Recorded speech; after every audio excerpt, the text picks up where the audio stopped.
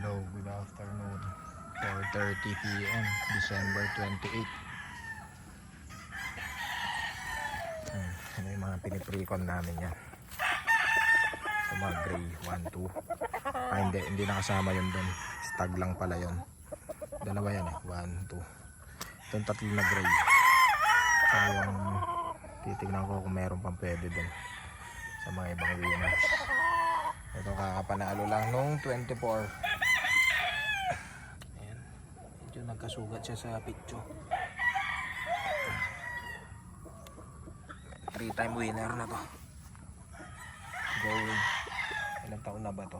2-year-old. Stag to nung 2023 eh. Tama, 2-year-old. Kabatch niya tong mga tong gray. Kasi tong mga gray hindi ko nilaban nung stag. Yan, pinalugan ko. Ito sila ngayon. Yun. Tingin ko pwede na sila kahit young cock lang pwede na. 3 cock. Pwede na ipasok sa 3 cock derby ka.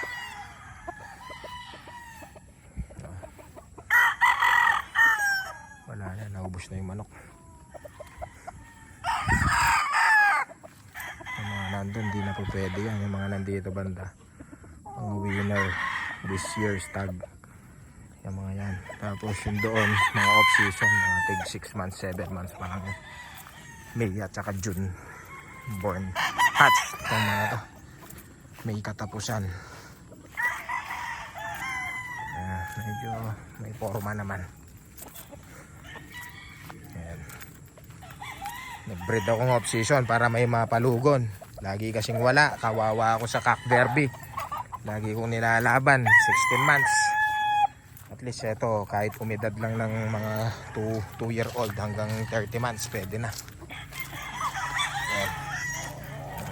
Mag-produce siguro akong matino na nasa 20 siguro to. 20 hanggang 25. Hindi man karamihan para meron lang ako mapaikot kada taon.